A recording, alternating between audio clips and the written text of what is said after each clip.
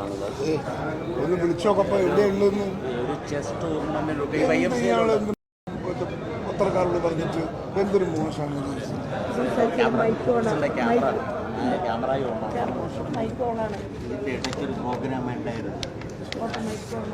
ജ്യേഷ്ഠാനുജന്മാർ ആണ് എന്ന് പറയുമ്പോൾ ജ്യേഷ്ഠാനുജന്മാർ ഇപ്പോൾ പരസ്യമായി പോലും അനുജനെക്കുറിച്ച് ജ്യേഷ്ഠൻ ഇങ്ങനെയാണ് പറയുന്നതെങ്കിൽ സ്വകാര്യമായി ജ്യേഷ്ഠനും അനുജനും തമ്മിൽ ഉപയോഗിക്കുന്ന വാക്കുകൾ എന്തായിരിക്കും? നമ്മൾ നമുക്ക് ഈ പറഞ്ഞ സഹതാപമാണ് അയാളോടുള്ളത്. നമ്മൾ എത്ര പ്രാവശ്യം ഈ പാർട്ടി തിരുത്തേണ്ടി വന്നു, അല്ലെങ്കിൽ അയാളെ തിരുത്തി. ഇപ്പം തന്നെ ഒന്ന് ആലോചിക്കും, KG ജോർജ് മരിച്ചപ്പോൾ അയാൾ ഒന്ന് പത്രസമ്മേളനം നടത്തിയിട്ട് പറഞ്ഞതാ, PC ജോർജ് വളരെ ആ പ്രതിപക്ഷ നേതാവ് സ്ഥാനത്തേക്ക് 2.5 വർഷങ്ങൾക്ക് മുമ്പ് VD സതീശൻ കടന്നു വരുമ്പോൾ ഉണ്ടായിരുന്ന ഒരു പ്രതീക്ഷ. കാരണം അയാൾ കടന്നു വരുമ്പോൾ അയാൾക്ക് 56 വയസ്സേ ഉള്ളൂ. ഇന്നാണ് ഇപ്പോൾ 58 വയസ്സായിരിക്കും. നമ്മൾ ചിലപ്പോൾ ഒരു ചെറുപ്പക്കാരൻ, പണ്ഡിതൻ, ബുദ്ധിജീവി, നല്ല വായനയുണ്ട്. നമ്മൾ പറയാൻ പോയി കഴിഞ്ഞാൽ പ്രതിപക്ഷ നേതാവ് എന്നുള്ള നിലയിൽ സതീശൻ ഞെട്ടിക്കുന്ന ഒരു പ്രകടനം കാഴ്ചവെച്ചിരുന്നുവെങ്കിൽ പാർട്ടി അണികൾ ഇൻസ്പയർഡ് ആയിട്ട് അയാളുടെ കൂടെ പോയനെ. വെച്ചാൽ എല്ലാ ദിവസവും പത്രസമ്മേളനങ്ങൾ, പത്രക്കുറിപ്പുകൾ, മറ്റേ പൊതുമണ്ഡലത്തിൽ നിറഞ്ഞു നിൽക്കൽ, ഇഷ്യൂസുകളെടുത്ത് ചെല്ലൽ എന്ന് വെച്ചാൽ ഏതാണ്ട് ഒരു VS അച്യുതാനന്ദൻ നടത്തിയ പോലൊരു പ്രവർത്തനം. അപ്പോൾ VS അച്യുതാനന്ദൻ്റെ കൂടെയും പാർട്ടി ഉണ്ടായിരുന്നില്ല. പക്ഷേ VS അച്യുതാനന്ദൻ ഓരോ ദിവസവും പൊതുമണ്ഡലത്തിൽ നിറഞ്ഞു നിന്നുകൊണ്ട് പറ്റി. നമസ്കാരം, മലയാളി വാർത്ത ഇൻസൈഡിലേക്ക് സ്വാഗതം. ശ്രീ KM ഷാജഹാൻ. ഈ സതീശൻ എന്ത് പരിപാടിയാണ് കാട്ടുന്നത്? ഇതിൻ്റെ ഇടയ്ക്കൊരു വാക്ക് അതൊരു കൈവിട്ടുപോയി. K. സുധാകരനെ എടുത്തൊടുക്കുകയാണ് ഇപ്പോൾ സോഷ്യൽ മീഡിയയും മാധ്യമങ്ങളുമൊക്കെ. പക്ഷെ സുധാകരൻ പറയുന്നു താൻ അനിയനെയാണ് അഭിസംബോധന ചെയ്തത്, ഞങ്ങൾ ജ്യേഷ്ഠാനുജന്മാരെ പോലെയാണ്, എനിക്കുള്ള സ്വാതന്ത്ര്യം കൊണ്ടാണ് ഞാൻ ഇങ്ങനെയൊക്കെ പറഞ്ഞത്. മാധ്യമപ്രവർത്തകരുടെ മുന്നിൽ സമയം വൈകുന്നത് കണ്ടപ്പോൾ അതിൽ ഒരു അനിയനോട് തോന്നുന്ന ദേഷ്യം ഞാൻ പ്രകടിപ്പിച്ചു എന്നേ ഉള്ളൂ. പറഞ്ഞതൊരു തെറിവാക്കാണ്. സൈഡിൽ ഷാനിമോൾ ഉസ്മാൻ ഇരിപ്പുണ്ട്, തൊട്ടപ്പുറത്ത് ബാബു പ്രസാദും ഉണ്ട്. വളരെ മുതിർന്ന ഒരു കാരണവർ എന്നുള്ള നിലയ്ക്ക് K. സുധാകരൻ്റെ ഈ വാക്കുകളെ അങ്ങ് മറന്ന് കളയാമല്ലോ. അല്ല സിമോനെ, അതായത് ഞങ്ങൾ ജ്യേഷ്ഠാനുജന്മാരെ പോലെയാണ് എന്നാണ് പറഞ്ഞത്. അപ്പോൾ ഞാൻ ആലോചിക്കുന്നത്, ഇപ്പോൾ ജ്യേഷ്ഠാനുജന്മാർ ആണ് എന്ന് പറയുമ്പോൾ ജ്യേഷ്ഠാനുജന്മാർ ഇപ്പോൾ പരസ്യമായി പോലും അനുജനെക്കുറിച്ച് ജ്യേഷ്ഠൻ ഇങ്ങനെയാണ് പറയുന്നതെങ്കിൽ സ്വകാര്യമായി ജ്യേഷ്ഠനും അനുജനും തമ്മിൽ ഉപയോഗിക്കുന്ന വാക്കുകൾ എന്തായിരിക്കും? നാട്ടുപ്രയോഗം. അതെ, സംശയമൊന്നുമില്ല, നാട്ടുപ്രയോഗമാണ് അത്. പിന്നെ വളരെ ഇൻഫോർമലായിട്ട് അത് ഉപയോഗിച്ചതാണ്. അതെ, പക്ഷെ എൻ്റെ പോയിന്റ് ഇതാണ്, നമ്മൾ ഈ സോഷ്യൽ മീഡിയയിൽ പ്രവർത്തിക്കുന്നവർക്കൊന്നും ഒരു വാക്ക് എടുത്തിടാനുള്ള ഒരു മടിയുണ്ട്. അതെ, അല്ല ഞാൻ പറഞ്ഞത് അതിൽ അത് വളരെ ഇൻഫോർമലായിട്ട് ഉപയോഗിച്ചതാണ്, അതൊക്കെ ശരിയാണ്. പക്ഷേ ഞാനിതാണ് നേരത്തെ പറഞ്ഞത്, അതായത് ഈ പത്രസമ്മേളനത്തിൽ പത്രക്കാരുടെ മുമ്പിൽ വെച്ച് ഇങ്ങനെ സുധാകരൻ സതീശനെ കുറിച്ച് പറയുമെങ്കിൽ പത്രക്കാരില്ലാത്തപ്പോൾ ഉപയോഗിക്കുന്ന വാക്കുകൾ എത്ര കാഠിന്യത്വമുള്ളതായിരിക്കുമെന്ന് നമ്മളൊന്ന് ചിന്തിക്കണം എന്ന് എനിക്ക് പറയാം. അല്ലെ, ഉള്ളിൽ ചില പക തികട്ടി വരുന്നുണ്ട്. ഈ സതീശൻ്റെയും സുധാകരൻ്റെയും ഒക്കെ സ്ഥാനാരോഹണത്തെക്കുറിച്ച് അങ്ങൊന്ന് ചിന്തിക്കണം. അന്ന് രമേശ് ചെന്നിത്തലയൊക്കെ കത്തി നിൽക്കുന്ന കാലഘട്ടത്തിൽ K. സുധാകരനെയും സതീശനെയും ഇവിടെ പ്ലേസ് ചെയ്യുന്നത് KC വേണുഗോപാലിൻ്റെ കുബുദ്ധിയിലാണ്. അപ്പോൾ കേരളത്തിൻ്റെ ഒരു കോൺഗ്രസ് പ്രസ്ഥാനം കൈപ്പിടിയിൽ നിർത്തുക, തൊട്ടപ്പുറത്ത് പ്രതിപക്ഷ നേതാവായി സതീശനെ ഇരുത്തി ഒരു റിമോട്ട് കൺട്രോളിലൂടെ ഇവിടുത്തെ കാര്യങ്ങൾ നിയന്ത്രിക്കുക, ഇതായിരുന്നു അന്ന് KC വേണുഗോപാലിൻ്റെ ഉദ്ദേശം. പക്ഷേ K. സുധാകരൻ വരുതിയിൽ നിൽക്കാത്ത പല സംഭവങ്ങളും ഉണ്ടായി. കലിപ്പ് സ്വാഭാവികമാണ്. K. സുധാകരൻ ഇടക്കാലത്ത് രമേശ് ചെന്നിത്തലയ്ക്ക് കൈ കൊടുക്കുന്നു, ഉമ്മൻചാണ്ടി ജീവിച്ചിരുന്ന കാലഘട്ടത്തിൽ ഉമ്മൻചാണ്ടിയോട് അടുപ്പം പുലർത്തുന്നു. അങ്ങനെ വരാല് പോലത്തെ പണി ഈ K. സുധാകരൻ കാണിച്ചു. അതിനൊക്കെ എതിരെ സതീശൻ പരസ്യമായും രഹസ്യമായും ഒക്കെ തൻ്റെ പ്രതിഷേധം അറിയിച്ചിട്ടുണ്ട്. പക്ഷേ ഇപ്പോൾ കൈവിട്ടു പോയ കളിയാണ് എന്ന് തന്നെ പറയേണ്ടി വരുമോ? അല്ല സോമനെ, നമ്മൾ ഇവരെ രണ്ടുപേരും അധികാരമേറ്റെടുത്ത കാലം മുതലുള്ള ചരിത്രം നമ്മളൊന്ന് പരിശോധിക്കുന്നത് നന്നായിരിക്കും. കാരണം നമുക്കറിയാം, മുല്ലപ്പള്ളി രാമചന്ദ്രനെ ഇംഗ്ലീഷിൽ പറഞ്ഞാൽ വളരെ അൺസെറിമോണിയസ് ആയിട്ട് ഇറക്കി വിട്ടിട്ടാണ്. അതിലുള്ള കലിപ്പ് അയാൾ ഇപ്പോഴും തീർന്നിട്ടില്ല. പക്ഷേ മുല്ലപ്പള്ളി ഫ്ലോപ്പായിരുന്നു. അല്ലല്ല, മുല്ലപ്പള്ളി ഫ്ലോപ്പായിരുന്നു ചോദിച്ചാൽ ഫ്ലോപ്പ് അല്ലാത്തത് ആരായിരുന്നു? ഒരുപക്ഷെ രമേശ് ചെന്നിത്തലയുടെ കാലം കഴിഞ്ഞാൽ പിന്നെ ഉള്ളതെല്ലാം ഇങ്ങനത്തെ ഈ പറഞ്ഞ പോലത്തെ തിരിവുകളായിരുന്നു. അവിടെ നിൽക്കട്ടെ. പക്ഷേ സുധാകരനും സതീശനും വരുമ്പോൾ ഉണ്ടായിരുന്ന ഒരു ആഹ്ലാദ തിമിർപ്പ് നമ്മളിപ്പോൾ ഒന്ന് ആലോചിക്കണം. അതായത് കോൺഗ്രസ്സിനൊരു പുതു നേതൃത്വം വന്നിരിക്കുന്നു.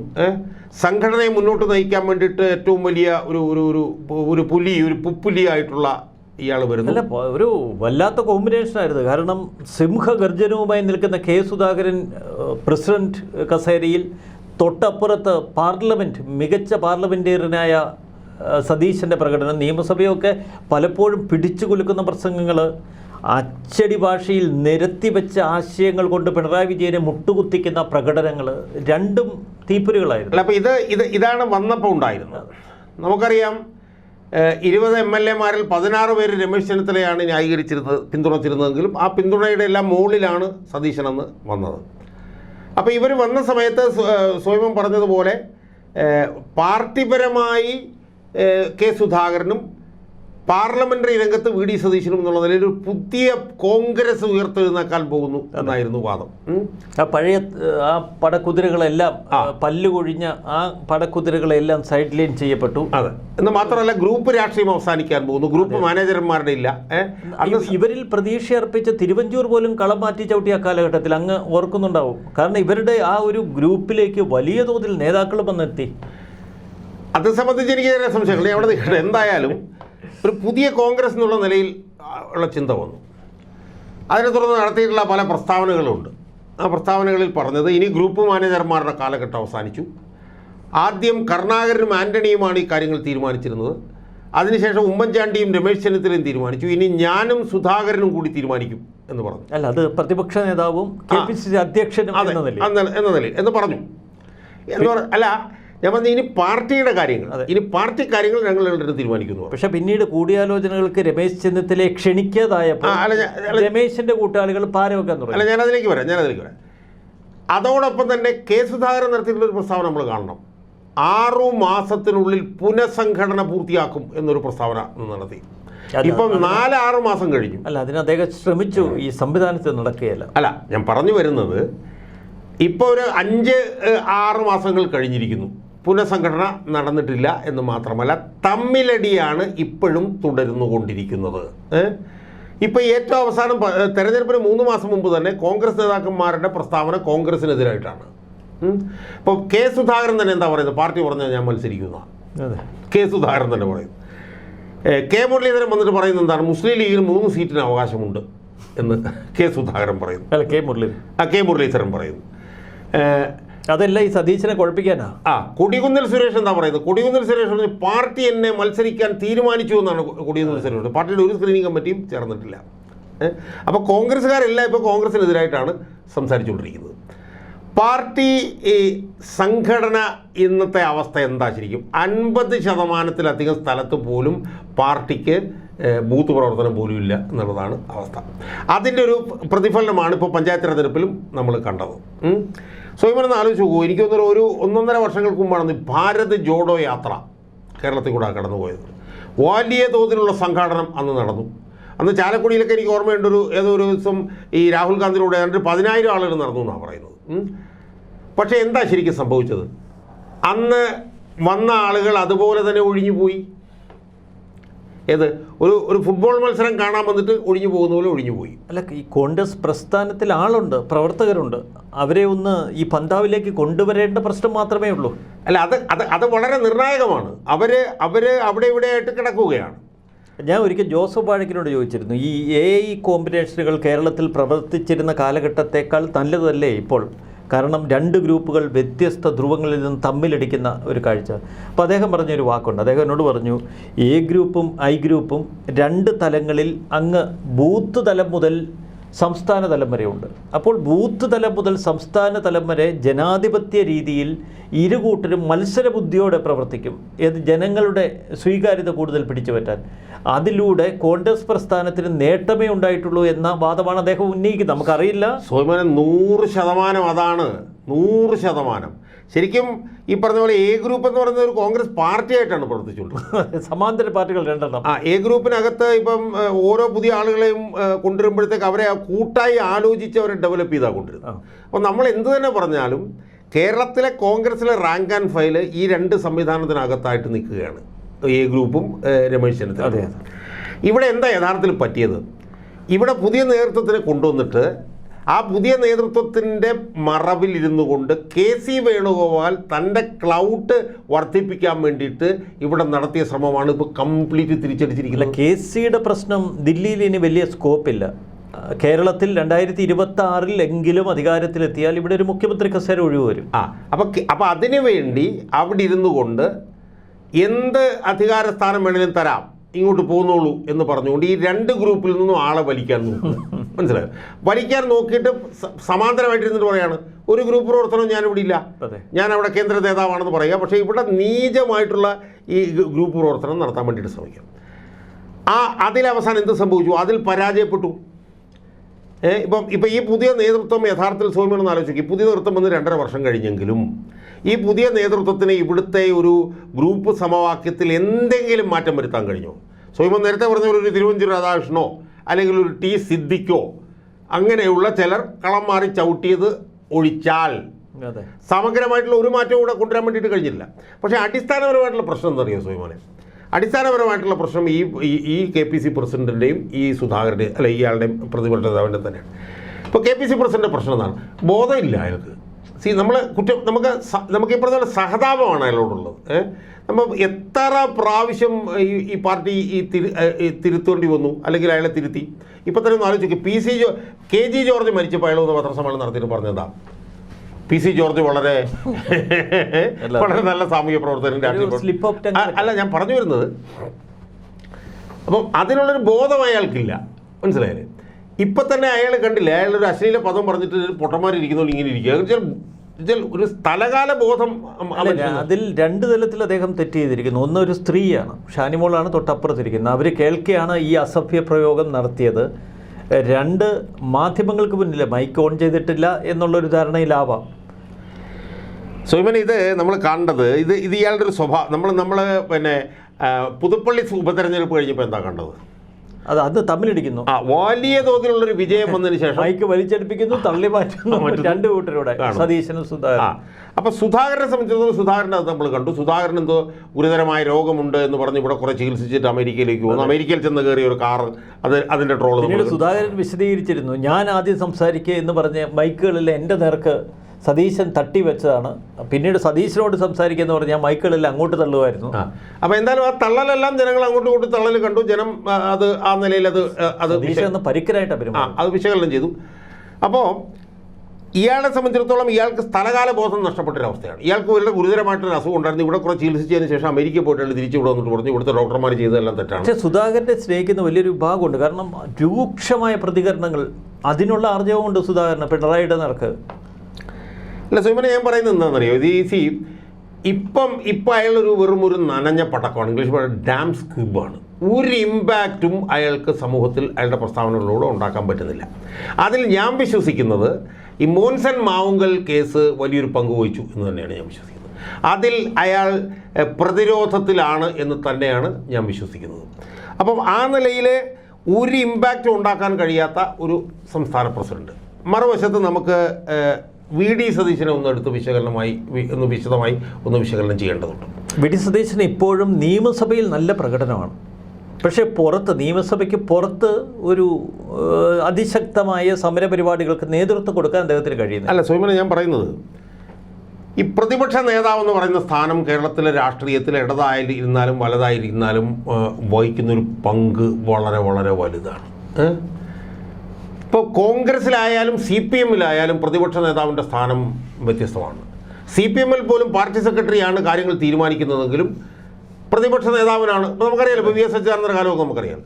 പ്രതിപക്ഷ നേതാവിന് വേറൊരു ആർജവും ഉണ്ടാക്കി കൊടുത്ത് VS-ന്റെ കാലം ആയിരുന്നു. എന്നാലും ഈ പറഞ്ഞ പോലെ പാർട്ടി സെക്രട്ടറിയേക്കാൾ മുകളിൽ നിൽക്കുന്നത് പ്രതിപക്ഷ നേതാവ്. ഉമ്മൻചാണ്ടിയുടെ കാലഘട്ടത്തിൽ അദ്ദേഹം നിറഞ്ഞു നിന്നു കേരളത്തിൽ. അതാണ് പ്രതിപക്ഷ നേതാവായി നിന്നത്. അപ്പോൾ കോൺഗ്രസിൻ്റെ കാര്യത്തിലും KPC പ്രസിഡന്റിനേക്കാൾ സമൂഹത്തിൽ നിലയും വിലയും ഉള്ളത് പ്രതിപക്ഷ നേതാവ് സ്ഥാനത്താണ്. ആ പ്രതിപക്ഷ നേതാവ് സ്ഥാനത്തേക്ക് 2.5 വർഷങ്ങൾക്ക് മുമ്പ് VD സതീശൻ കടന്നു വരുമ്പോൾ ഉണ്ടായിരുന്ന ഒരു പ്രതീക്ഷ. കാരണം അയാൾ കടന്നു വരുമ്പോൾ അയാൾക്ക് 56 വയസ്സേ ഉള്ളൂ. ഇന്നാണ് ഇപ്പോൾ 58 വയസ്സായിരിക്കും. നമ്മൾ ചിലപ്പോൾ ഒരു ചെറുപ്പക്കാരൻ, പണ്ഡിതൻ, ബുദ്ധിജീവി, നല്ല വായനയുണ്ട്. അതൊക്കെ നമ്മൾ പറയാൻ പോയി കഴിഞ്ഞാൽ അപ്പം നിയമസഭയിൽ വലിയ പ്രസംഗങ്ങൾ കാര്യങ്ങൾ പണ്ട് ചെയ്തു. പക്ഷേ കഴിഞ്ഞ 2.5 വർഷക്കാലത്തെ വി ഡി സതീശൻ്റെ പ്രവർത്തനങ്ങൾ നമ്മളെടുത്ത് വിലയിരുത്തി നോക്കിക്കഴിഞ്ഞാൽ മൈനസ് ആയിരുന്നു എന്ന് നമുക്ക് പറയാൻ കഴിയും. അദ്ദേഹത്തിൻ്റെ ഓഫീസ് കാര്യമായ ഒരു പ്രവർത്തനോന്മുഖമല്ല എന്നാണ് കേട്ടിട്ടുള്ളത്. സോ പിന്നെ ഞാൻ പറയുന്നത് ഈ പ്രതിപക്ഷ നേതാക്കന്മാരുടെ ഓഫീസ് വഹിക്കുന്ന പങ്കിൻ്റെ പ്രാധാന്യം 2001-2006 കാലത്ത് ഞാൻ നേരിട്ട് അനുഭവിച്ചിട്ടുള്ളതാണ്. മനസ്സിലായോ? ഇപ്പോൾ വി എസ് അച്യുതാനന്ദൻ്റെ കൂടെ ഞാനന്ന് ചേരുമ്പോൾ 79 വയസ്സാണ്. 84 വയസ്സിലാണ് വി എസ് അച്യുതാനന്ദൻ മുഖ്യമന്ത്രിയാവുന്നത്. മനസ്സിലായി? അപ്പോൾ അത്രയും പ്രായമുണ്ടായിരുന്ന മനുഷ്യനെ സക്രിയമാക്കി നിർത്തിയതിൻ്റെ മുഴുവൻ ക്രെഡിറ്റും അദ്ദേഹത്തിൻ്റെ കൂടെ ജോലി ചെയ്ത കുറച്ച് ആളുകൾക്കും പേഴ്സണൽ സ്റ്റാഫിനും ഒക്കെ ആയിരുന്നു. പിണറായി വിജയനെ പോലെ ഒരു ധാർഷ്ട്യത്തോടെ അധികാരം കൈയാളുന്ന ഒരു ഏകാധിപതിയോടാണ് പയറ്റേണ്ടത് എന്നും നമ്മൾ നോക്കണം. അങ്ങനെ നോക്കിയാൽ എന്താണ് കഴിഞ്ഞ 2.5 വർഷത്തെ സതീശൻ്റെ ബാലൻസ് ഷീറ്റ് എന്ന് നമ്മളൊന്ന് എടുത്ത് നോക്കൂ. നിയമസഭയ്ക്കകത്ത് കുറച്ച് തീപ്പൊരി പ്രസംഗങ്ങൾ നടത്തിയത് ഒഴിച്ചാൽ എന്തെങ്കിലും ഒരു ജനകീയ വിഷയത്തിൽ ഒരു 5000 ആളെയെങ്കിലും സംഘടിപ്പിച്ച് സെക്രട്ടേറിയറ്റ് മുമ്പിൽ ഒരു പ്രതിഷേധം നടത്താൻ ഇയാൾക്ക് കഴിഞ്ഞിട്ടുണ്ടോ? ഇയാളുടെ ഏറ്റവും വലിയ അഡ്വാൻറ്റേജ് എന്താണ്? ഏറ്റവും കൂടുതൽ പുഴുത്ത് ചീഞ്ഞ് നാറിയ ഒരു ഭരണ സംവിധാനം. അല്ല, അതിന് 2 തലത്തിൽ. ഒന്ന് പാർട്ടി കയ്യിൽ നിർത്തി കൊണ്ടുപോകണം. അതിനെ പാർട്ടി കയ്യിൽ നിർത്തി കൊണ്ടുപോകണമെങ്കിൽ പഴയ എ ഗ്രൂപ്പ് ഐ ഗ്രൂപ്പ് ഒക്കെ പാര വെക്കുന്നവരാണ്. സുധാകരന് ആദ്യഘട്ടത്തിൽ കൊടുത്ത പിന്തുണ പിന്നീട് പാർട്ടിയിൽ നിന്ന് സതീശന് കൊടുത്തിട്ടില്ല. സുമന, ഞാൻ ചോദിക്കുന്നത് സതീശൻ ഏറെക്കുറെ ഒറ്റപ്പെട്ടു പോയ അവസ്ഥയിൽ. അല്ല, എനിക്ക് അതിലൊരു വ്യത്യസ്ത അഭിപ്രായമുണ്ട്. എന്താണെന്ന് ചോദിച്ചാൽ, പ്രതിപക്ഷ നേതാവ് എന്നുള്ള നിലയിൽ സതീശൻ ഞെട്ടിക്കുന്ന ഒരു പ്രകടനം കാഴ്ചവെച്ചിരുന്നുവെങ്കിൽ പാർട്ടി അണികൾ ഇൻസ്പയർഡായിട്ട് അയാളുടെ കൂടെ പോയനെ. വെച്ചാൽ എല്ലാ ദിവസവും പത്രസമ്മേളനങ്ങൾ, പത്രക്കുറിപ്പുകൾ, പൊതുമണ്ഡലത്തിൽ നിറഞ്ഞു നിൽക്കൽ, ഇഷ്യൂസുകളെടുത്ത് ചെല്ലൽ എന്ന് വെച്ചാൽ ഏതാണ്ട് ഒരു വി എസ് അച്യുതാനന്ദൻ നടത്തിയ പോലൊരു പ്രവർത്തനം. ഇപ്പോൾ വി എസ് അച്യുതാനന്ദൻ്റെ കൂടെയും പാർട്ടി ഉണ്ടായിരുന്നില്ല. പക്ഷേ വി എസ് അച്യുതാനന്ദൻ ഓരോ ദിവസവും പൊതുമണ്ഡലത്തിൽ നിറഞ്ഞു നിന്നുകൊണ്ട് എന്ത് പറ്റി? പാർട്ടി അണികളോട് റാലി ചെയ്തു. 5.5 വർഷം ഈ ഒരു പ്രതിരോധവും പ്രകമ്പനവും നിലനിർത്തണമെങ്കിൽ അത്ര എളുപ്പമല്ല. അല്ല, ഞാൻ പറഞ്ഞത് സ്വയമനെ അത് എളുപ്പമാണെന്നാണ് ഞാൻ പറയുന്നത്. കാരണം അയാൾ ചെറുപ്പമാണ്, അയാൾക്ക് ഒരുപാട് അഡ്വാൻറ്റേജസ് ഉണ്ട്. ആ അഡ്വാൻറ്റേജസ് ഉപയോഗിച്ചുകൊണ്ട് അയാൾ ഓരോ ദിവസവും പൊതുമണ്ഡലത്തിൽ നിറഞ്ഞു നിന്നിരുന്നുവെങ്കിൽ ഈ പാർട്ടി സമവാക്യങ്ങൾക്ക് അപ്പുറത്തേക്ക് പാർട്ടി അണികൾ അയാളോടൊപ്പം അണിചേരുമായിരുന്നു. ഇന്നിപ്പോൾ കടുത്ത സമ്മർദ്ദത്തിൽ മാത്രമല്ല കടുത്ത പ്രതിഷേധത്തിലാണ് സതീശൻ. തൻ്റെ സ്ഥാനം പോലും രാജിവെക്കുമെന്നാണ് AICCക്ക് നൽകിയ മുന്നറിയിപ്പ്. അല്ല, അതൊന്നും അയാൾ ചെയ്യും എന്ന് എനിക്ക് തോന്നുന്നില്ല. ഇപ്പോൾ ഞാൻ പറയട്ടെ, ഇപ്പോൾ ഇതിൻ്റെ പ്രശ്നം എന്താണെന്നറിയോ സ്വയമനെ? ഈ സ്വഭാവത്തിലുള്ള ചില പ്രത്യേകതകൾ, അഹങ്കാരം, ധാർഷ്ട്യം, താൻ പ്രമാണിത്വം, അതിനെക്കുറിച്ചിട്ടൊക്കെ ഒരുപാട് അനുഭവങ്ങളുണ്ട്. ഇപ്പോൾ എന്നോട് ഇപ്പോൾ 2 ദിവസം മുമ്പ് ജോമോൻ പൂത്തപുരികൾ എന്നോട് പറയുമായിരുന്നു. ഈ കുറച്ച് നാളുകൾക്ക് മുമ്പ് സതീശനെതിരെ ഒരു FIR ഇട്ടല്ലോ, അയാളുടെ മണ്ഡലത്തിൽ എന്തോ ഒരു പുനർജനി എന്ന് പറഞ്ഞ പദ്ധതി. അപ്പോൾ അത് ഇട്ടപ്പോഴത്തേക്കും സർക്കാരിനെതിരെ ഉപയോഗിക്കാൻ കഴിയുന്ന എന്തോ ഒരു രേഖ ഈ VD സതീശന് കൊടുക്കാൻ വേണ്ടിയിട്ട് 16 തവണ ഈ ജോമോൻ പുത്തപ്പുരയ്ക്കൽ എന്ന് പറഞ്ഞാൽ സീനിയറായിട്ടുള്ള പൊതുപ്രവർത്തകൻ ഇയാളെ വിളിച്ചിട്ട് ഫോൺ എടുക്കുന്നില്ല. ഞാൻ ജോമോനായിട്ട് ഇപ്പോൾ സംസാരിച്ചുള്ളൂ 16 തവണ. മനസ്സിലായോ? അപ്പം അത്തരത്തിലുള്ള ധാർഷ്ട്യം, താൻ പ്രമാണിത്വമൊക്കെ പ്രതിപക്ഷത്തിന് നേതാവിൻ്റെ അടുത്ത് വന്നു കഴിഞ്ഞാൽ വലിയ തോതിലുള്ള തിരിച്ചടിയാണ് ഉണ്ടാകുന്നത്. 2, കഴിഞ്ഞ 2.5 വർഷത്തിനിടയിൽ ഏതെങ്കിലും പൊതുപ്രശ്നത്തിൽ അയാൾ ഇടപെട്ടതായി നമുക്ക് കാണാൻ കഴിഞ്ഞിട്ടുണ്ടോ? അല്ല, പൊതുപ്രശ്നങ്ങളിലൊക്കെ പ്രതികരിക്കുന്നുണ്ട്, അഴിമതി ആരോപണങ്ങളിലും ഇടപെടുന്നുണ്ട്. സോമനെ, ഞാൻ പറഞ്ഞത് അതൊക്കെ തന്നെ എന്താണ്? അതൊക്കെ തന്നെ പത്രസമ്മേളനങ്ങളിലും തുടങ്ങി പത്രസമ്മേളനങ്ങൾ തീരുന്നു, പത്രക്കുറിപ്പിൽ തുടങ്ങി പത്രക്കുറിപ്പിൽ തീരുന്നു. ഞാൻ പറഞ്ഞത് അതല്ലാതെ ഏതെങ്കിലും ഇപ്പോൾ VS അച്യുതാനന്ദൻ ഇടപെട്ട വിഷയങ്ങൾ ഓർമ്മയില്ല നമുക്ക്? മതികെട്ടാൻ, പൂയംകുട്ടി, എൻഡോസൾഫാൻ, കമ്പക്കല്ല് കടവരി, ജീരകപ്പാറ, അങ്ങനെ എത്രയോ വിഷയങ്ങളുണ്ടായിരിക്കും. ഇത്തരം വിഷയങ്ങളൊന്നും ഉയർന്നു വരുന്നില്ല. ആകെ കൂടിയുള്ളത് വീണ വിജയൻ്റെ ഇഷ്യൂ, പിണറായി വിജയൻ്റെ അഴിമതി. അല്ല സ്വയമനെ, ഞാൻ പറയുന്നത് അങ്ങനെ ഒരു 3 ഡസൻ വിഷയങ്ങളെങ്കിലും ഉയർന്നു വന്നിട്ടുണ്ട്. ഞാനെന്ന് പറഞ്ഞ സാധാരണ പൊതുപ്രവർത്തകൻ തന്നെ എനിക്കൊന്ന് 2 ഡസൻ വിഷയങ്ങളിൽ ഞാൻ ഇടപെട്ടിട്ടുണ്ട്. അപ്പോൾ അതുപോലെ ഒരുപാട് വിഷയങ്ങൾ, ഇപ്പം പോലീസ് അതിക്രമത്തിൻ്റെ വിഷയം, അല്ലെങ്കിൽ സ്ത്രീ പീഡനത്തിൻ്റെ വിഷയം, അല്ലെങ്കിൽ ഭൂമി കൈയേറ്റത്തിൻ്റെ വിഷയം, അല്ലെങ്കിൽ അഴിമതി, അപ്പോൾ ഒരുപാട് വരുന്നത്. ഈ പൊതുപ്രശ്നങ്ങളിൽ ഒന്നും ഇടപെട്ടിട്ടില്ല. ഒരു സമരത്തിന് നേതൃത്വം കൊടുത്തിട്ടില്ല. 3, ഒരു നിയമ പോരാട്ടം നടത്തിയിട്ടില്ല. ആ പടയിലാണ് 1.5 നിയമ പോരാട്ടം നടത്തിയത്. ഒന്ന് പ്രതിപക്ഷ ചെന്നിത്തലയുമായി പോയതും ഇപ്പം അത് കഴിഞ്ഞിട്ട് എന്തോ ഫോണുമായിട്ട് പോയത്. അതാണ് ആകെപ്പാടെ ഈ 2.5 വർഷങ്ങൾക്കിടയിൽ നടത്തിയിട്ടുള്ള നിയമപരമായിട്ട്. അങ്ങുൾപ്പെടെയുള്ള ഭരണവർഗത്തെ വിമർശിക്കുന്നവർ ഈ പ്രതിപക്ഷത്തെ കൂടി ഇങ്ങനെ പ്രതിക്കൂട്ടിലാക്കുമ്പോൾ അവരുടെ ശക്തി ക്ഷയിക്കുകയും പകരം പിണറായി വിജയനെ പോലുള്ളവരുടെ ഒരു സർവാധിപത്യം ഒന്നുകൂടി ഉറപ്പിക്കുകയും ചെയ്യില്ലേ? അല്ല സ്വയമന, ഞാൻ ചോദിക്കുന്നത് ഇവിടെ ഇന്ന് സമൂഹത്തിലെ ജനങ്ങൾ ദുരിത കയത്തിലാവാനുള്ള ഏറ്റവും പ്രധാനപ്പെട്ട കാര്യം എന്താണ്? അവർക്ക് സംരക്ഷണ കവചം ഒരുക്കാൻ ഒരു പ്രതിപക്ഷം ഇവിടെ ഇല്ല എന്നുള്ളതാണ്. ആ പ്രതിപക്ഷത്തിൻ്റെ ദൗർബല്യം ചൂണ്ടിക്കാണിക്കുന്നത് പ്രതിപക്ഷത്തിന് ഇല്ലായ്മ ചെയ്യാനല്ല, പ്രതിപക്ഷത്തിൻ്റെ ദൗർബല്യം ചൂണ്ടിക്കാണിക്കുമ്പോഴാണ് ആ പ്രതിപക്ഷം ശക്തിപ്പെടുന്നത്. പക്ഷേ ഇവിടെ നിർഭാഗ്യവശാൽ എന്താ സംഭവിച്ചുകൊണ്ടിരിക്കുന്നത്? പ്രതിപക്ഷത്തിൻ്റെ ദൗർബല്യം നമ്മൾ ചൂണ്ടിക്കാണിക്കുമ്പോൾ അതിനെ സങ്കുചിതമായി എടുത്തുകൊണ്ട് അത് അനാവശ്യമായി എതിർക്കും എന്നൊക്കെ പറഞ്ഞുകൊണ്ടുള്ള തർക്കവിതർക്കങ്ങളിലേക്ക് പോകുന്നു. നിർഭാഗ്യവശാൽ ഇത് വീണ്ടും വീണ്ടും ദുർബലപ്പെട്ട് ഇല്ലാതായി പോകുന്ന അവസ്ഥയിലേക്കാണ് ഇത് പോകുന്നത്. ഇത് ഇല്ലാതായി പോകുമ്പോഴാണ് പിണറായി വിജയൻ കൂടുതൽ ശക്തനായി വരുന്നത്. പിണറായി വിജയൻ ഈ അടുത്ത കാലത്ത് കൂടുതൽ ശക്തനായി വന്നതെല്ലാം എങ്ങനെയാണ്? ഈ പ്രതിപക്ഷത്തിൻ്റെ പുറകോട്ട് പോയിക്കൊണ്ട് ഇപ്പം തന്നെ സൗമ്യമെന്ന് ആലോചിച്ച് നോക്കൂ. ഇപ്പോഴും പിണറായി വിജയൻ രാജിവെക്കണം എന്നുള്ള ആവശ്യം ഉന്നയിക്കുന്നില്ല. സമരാഗ്നി എന്ന് പറഞ്ഞൊരു ജാഥ നടക്കുന്നു. ആ ജാഥയ്ക്കിടയിൽ പോലും പിണറായി വിജയൻ രാജിവെക്കണമെന്ന് ഒരു ആവശ്യം ഉന്നയിക്കുന്നില്ല. ഈ സതീശന് കോൺഗ്രസ് നേതാവ് കെ സുധാകരന് വേണ്ടത്ര ഒരു പിന്തുണ മാധ്യമങ്ങൾ നൽകുന്നില്ല. അല്ല, ഞാൻ ചോദിക്കുന്നത് ഈ മാധ്യമങ്ങൾ നൽകാത്തതിൻ്റെ കാര്യം എന്താണ്? മാധ്യമങ്ങളോടുള്ള പെരുമാറ്റമൊക്കെ ഈ പറഞ്ഞതുപോലെ ഏതാണ്ട് പിണറായി വിജയനോട് തത്തുല്യമായിട്ടാണെന്നാണ് മാധ്യമങ്ങൾ പറയുന്നത്. അത്രയ്ക്ക് ധാർഷ്ട്യത്തോടു കൂടിയും താൻ പ്രമാണത്തോടു കൂടിയാണ് ആളുകളോട് ഇടപെടുന്നത്. അപ്പോൾ സാധാരണഗതിയിൽ ഇതുപോലുള്ള വിമർശനങ്ങൾ വരുമ്പോൾ അതിനനുസൃതമായിട്ടുള്ള മാറ്റങ്ങൾ വരുത്താൻ പ്രതിപക്ഷ നേതാക്കൾ തയ്യാറാവാറുണ്ട്. പക്ഷേ ഇവിടെ അതല്ല. ഇവിടെ വലിയ താൻ പ്രമാണിത്വത്തിലേക്ക് പോവുകയാണ്. ഇപ്പോൾ ഏറ്റവും അവസാനം ഹെലികോപ്റ്ററിൻ്റെ കാര്യം തന്നെ സൗമ്യം എടുക്കും. 80 ലക്ഷം അല്ലെ, നമ്മുടെ ഹെലികോപ്റ്ററിൻ്റെ 1-2 കാര്യങ്ങൾ എനിക്ക് പറയാതെ പോകാൻ പറ്റില്ല. കാരണം എന്താണെന്നറിയാം, ഇപ്പോൾ പിണറായി വിജയൻ ഹെലികോപ്റ്റർ ഉപയോഗിച്ചു. പിണറായി വിജയൻ ഹെലികോപ്റ്റർ ഉപയോഗിച്ചെന്ന് പറയുമ്പോഴത്തേക്കും അത് ഖജനാവിൽ കാശാണ്. അത് ഉപയോഗിക്കാമോ എന്നുള്ള പ്രശ്നം വരെ ഉണ്ട്. പക്ഷേ ഖജനാവിൽ കാശാണ്. അയാളൊരു രോഗിയും കൂടാണ്. 2 VS അച്യുതാനന്ദനെ പോലുള്ള ആൾ 79 വയസ്സ് പോലെ 84 വയസ്സ് വരെ അയാൾ ഒരിക്കൽ പോലും ഹെലികോപ്റ്ററിൽ കയറിയിട്ടില്ല. അല്ല, കാലം മാറി സാർ. ഇപ്പം തൊഴിലാളി വർഗ പാർട്ടി പോലും മുതലാളിത്തത്തിലേക്ക് കൂപ്പുകുത്തി വീഴുകയാണ്. ഇതൊരു ഫണ്ടിന് വേണ്ടി ചിലപ്പോൾ ഒരുപക്ഷെ ഒരു ഹെലികോപ്റ്റർ യാത്ര. സോയ്മോനെ, അതാണ് പ്രശ്നം.